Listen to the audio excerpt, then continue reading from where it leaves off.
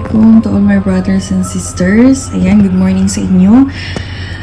Pagpasensyahan nyo na at nag-init ang ulo ko. Umagang umaga. Okay? Gusto kong sabihin sa'yo, matandang Castro, gago ka. Gago ka. Para sabihin na merong conspiracy doon sa AFP at wala kang tiwala sa gagawing step ng AFP. Ano bang tingin mo sa amin? Ikaw ano ka? Hindi ba ikaw nga ang mga makakaliwa dyan? Kayo nila Manuel? Wala kang kahihiyan. Wala kang kaluluwa. Sasabihin mo na may conspiracy, wala kang tiwala at kailangan meron kayong sariling investigasyon over AFP? Ang kapal na mukha mo. Pagkakapal-kapal na mukha mo.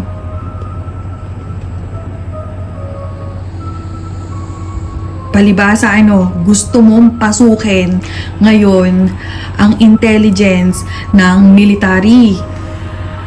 Dahil isa kang NPA, gago. Ngayon, sasabihin mo, nationwide sasabihin mo, wala kang tiwala sa proseso sa loob ng AFP, pakialam mo. Bakit? Kasi binubuwag yung grupo mong makakaliwa?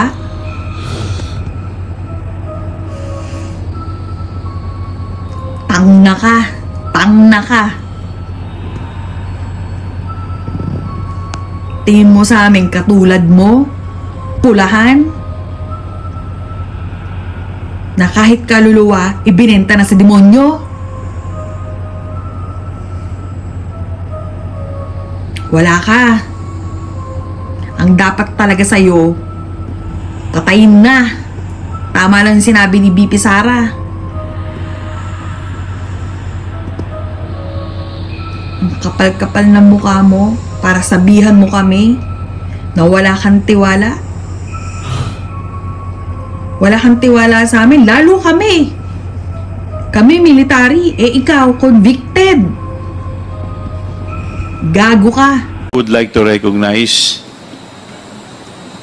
Congressman Franz Castro.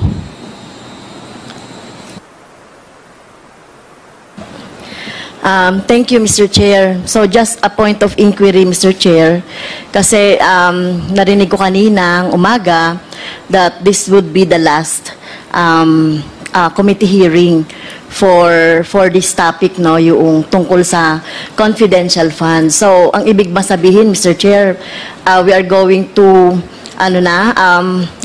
we are going to have a committee report na, Mr. Chair, after this?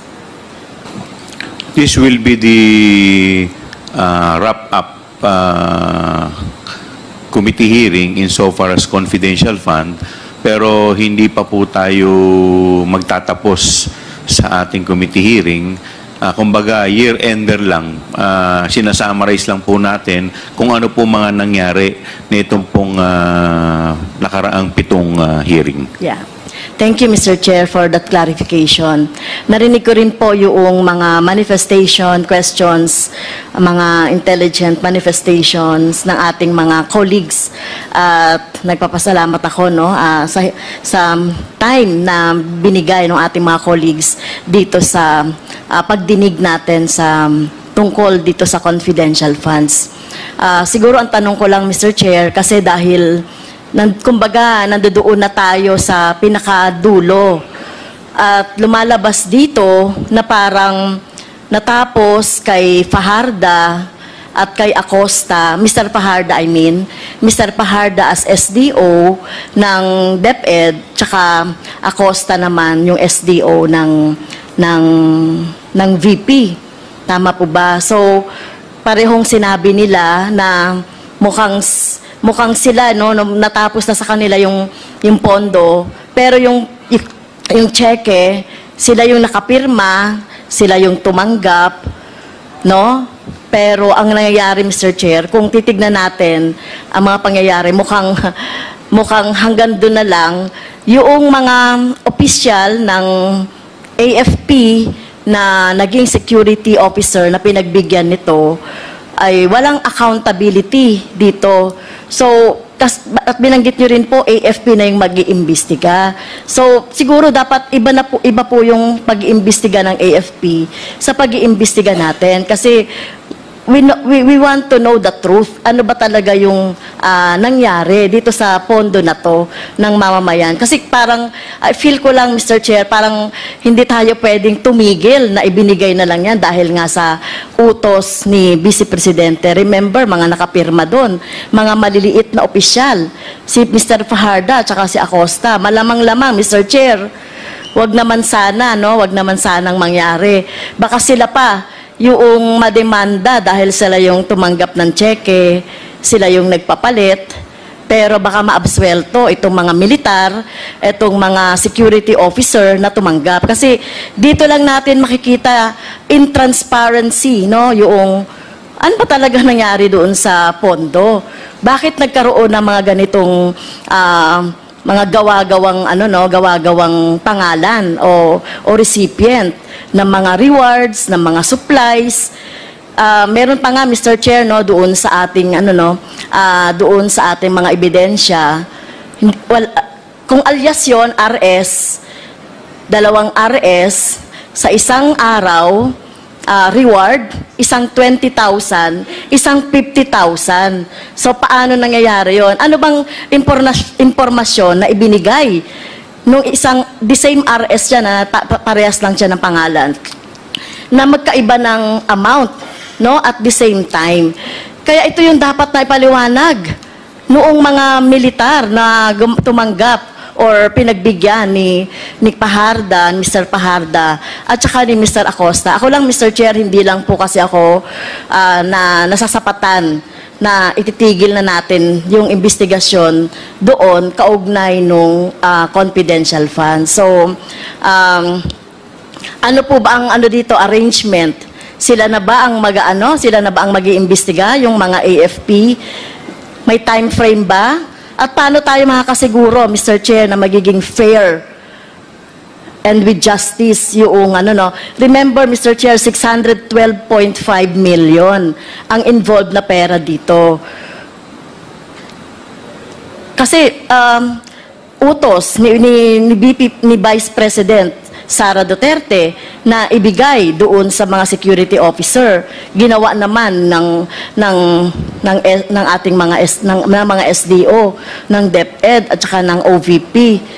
Pero kailangan makita natin dito yung pananagutan mismo ni Vice President as siya yung nakalagay po, Mr. Chair, sa JC, sa Joint Circular tungkol sa confidential fund na the most responsible po doon sa pondo.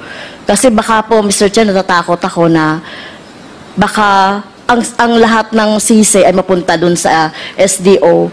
Natingin natin, wala talaga silang kumbaga, sa conspiracy kasama sila, accessory lang sila.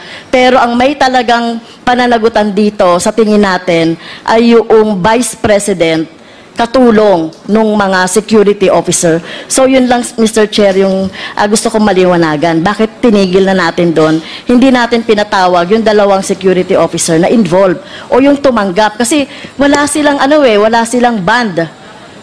Unlike yung ating mga SDO, wala silang karapatang tumanggap. So bakit sila tumanggap ng ganitong pera? At kapananagutan nila yan, Mr. Chair. Maraming salamat po, Congresswoman Franz Castro.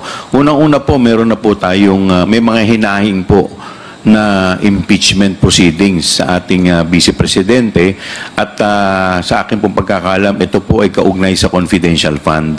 So ito po ay dudulugin na pag ito po ay na-refer sa Committee on Justice. So sa akin pong paniniwala, na yun na po yung, at yun din po yung mga suggestion ng ating mga miyembro na doon po tutumbukin yung investigasyon. Pangalawa po, nagsalita na rin po yung AFP na nagkakaroon na rin po sila ng internal investigation patungkol po dito sa pangyayaring ito.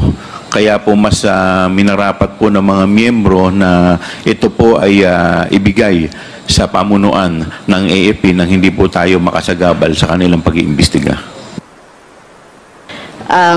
Ginagalang ko, Mr. Chair, no, I respect po yung decision ng member ng Committee on Good Government and Accountability. Pero I just would like to put on record po yung aking manifestation na ako po ako po yung nagsiwalat ng tungkol dito sa confidential funds. So, hindi po ako kumbaga nasasapatan na matigil na doon sa AFP. Dahil alam naman natin, no, wala rin po akong tiwala na magkakaroon ng partial investigation patungo doon. Dahil alam naman natin, tauhan nila yung involved. Di ba? Tao nila yung mga involved doon. Nakita naman natin doon sa ating mga investigation na wala namang national security involved. No? Wala namang, ang involved dito, Mr. Chair, ay yung interest, national interest ng taong bayan. Ang pondo na 612, na kagaya nga na sinasabi ni Congressman Raul Manuel, sinasabi ni Congressman Luistro, na kung nagamit ng maayos yan, na bigay natin yan sa ating mga estudyante, sa education, at pangangailangan pa ng ating mga mamamayan. So, ang tanong ko po, Mr. Chair, yung po bang investigation ng AFP, hindi na tayo involved doon? At kailan nila sasabihin po yung investigation? Kailan sila magkakaroon po ng report doon sa investigation? Kailan matatapos? Binigyan po ba natin sila ng time frame, Mr. Chair? Tayo po ay makikipag-ugnayan po sa AFP. And in addition to that, tayo po kasi ay recommendatory lamang ang pwede po natin na gawin. We can recommend the filing of cases to hearing officials, pero hindi po kasi tayo ang tagalitis. Ang proper ahensya po na po pwede pong maglitis dyan ay yung Office of the Ombudsman. Ito po yung mga ahensya na dapat pong maglilitis, at sa hanay naman po ng AFP, ang alam ko po meron po silang JAGO kung tawagin po yan, or yung court martial, kung hindi po ako nagkakamali. Mr. Chair? Thank you, Mr. Chair. Okay. With the indulgence of Congresswoman Castro. Mr. Chair, Congressman Sia. Thank you po, Mr. Chair. Naintindihan po natin yung hinaing ni Congresswoman Franz Castro. Tama po siya. Siya po yung unang nagsiwalat nitong confidential funds. Mr. Chair, gusto ko lang pong i-remind ang committee members, lalong-lalo na po ang chair kasi siya, nung pinag-usapan po natin ito, yung purpose po talaga po natin is tingnan kung paano na-abuse itong confidential funds. Let me just put into record, Mr. Chair, that intelligence funds and confidential funds are not intrinsically evil. It is how the usage and utilization of these funds are that makes it bad in a way kasi may abuses. That's why we introduced two pieces of legislation kung paano i-define kung ano ba yung confidential funds. Pag sinabi mong confidential funds, ano bang definition nito? Anong technical na parameters na po pwede natin makonsider na confidential funds? Pangalawa, alin ba sa mga ahensya ang dapat pagbigyan? So we have already accomplished that, Mr. Chair. In fact, dun po sa pangunang pambungad na statement po ng ating chairman ay sinabi niya po yan in aid of legislation. As to Mr. Chair, culpability, tama po yung sinabi ng chairman na meron pong mga ehensya sa sa judiciary or ehekutiba ang maaaring magpursu nitong ganitong mga kaso. At gusto ko lang pong linawin din po at i-re-emphasize yung sabi po ni chairman sa ating kagalang-galang po na kay Ma'am Franz Castro, may way naman po talaga to hold these officers accountable. Apart from what they're doing right now as part of the internal investigation, they're also already the impeachment complaint, which I believe if we are to push the accountability side of this issue, then that's the perfect avenue for these members to discuss about culpability allegedly of these two officers, Mr. Chair. Thank you for that. Thank you po. Congresswoman Franz May I Castro, continue, you are Mr. recognized. Chair? Thank you for that intervention, Kong Zia. So, siguro ang worry ko na lang dito, Mr. Chair. So, ito ay inimbestigahan natin. Nakita talaga natin yung anomalya dito sa confidential funds na talagang ang paggamit nito ay talagang nakita natin yung maling paggamit nitong confidential funds. At ang nasalang dito yung SDO at saka yung mga officers, yung utos, no? Pwedeng maaring itanggihan maaring itanggihan noong highest official ng office na inutos niya yon or whatever. So talagang maiipit dito, Mr. Chair, ay yung dalawang SDO. Baka malamang-lamang yan, ma-absuelto dito si Vice President Sara Duterte. So yun lang yung takot ko. Kung hindi natin yan itutuloy-tuloy at pabayaan natin sa AFP. But anyway, I respect the wisdom of the committee members dito sa Good Government. At ito ba siguro hindi nyo rin we can answer it or not na. So ibig sabihin itutuloy na natin ito doon sa impeachment na lang, Mr. Chair. Itong mga findings natin dito through the Justice Committee na lang ba?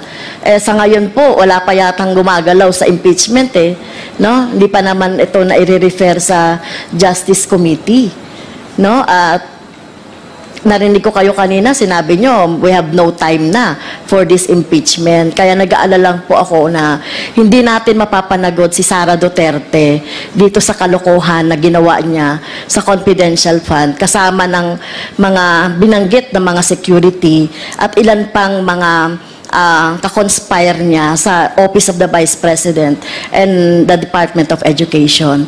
And one last manifestation.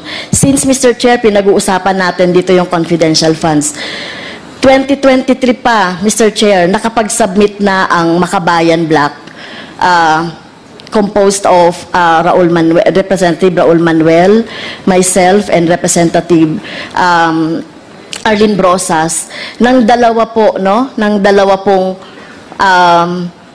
legislative measures related to confidential funds. Yung una nga po ay yung pag-iimbestiga ng confidential funds, hindi lang po sa Office of the Vice President. Lahat po ng confidential funds ng mga agency na nabigyan ng confidential funds. Kasi kung nangyayari ito sa Office of the Vice President, malamang, no? Ako, tinitignan ko rin na may mga maling paggamit din. Pero hypothesis lang yun, Mr. Chair. But anyway, may dalawa po, no, yung inihain natin, House resolution to investigate all. Kasi baka sabihin ng mamamayan natin, baka sabihin ng taong bayan, sinisiroin lang natin yung confidential funds ng OVP. Tayo po ay nagpasa na ng House resolution para imbestigahan ang lahat ng mga ahensya dahil pangalawa, meron po kaming bill na ipinasa na i-abolish talaga itong confidential funds dahil lalong-lalo na sa mga government, national government agency dahil ito nga, no? Ang hirap talagang masunod itong JC na to, Mr. Chair. Yun po, no? Siguro dapat maisaalang-alang din yung mga ipinasa namin na measures, Mr. Chair. Thank you po.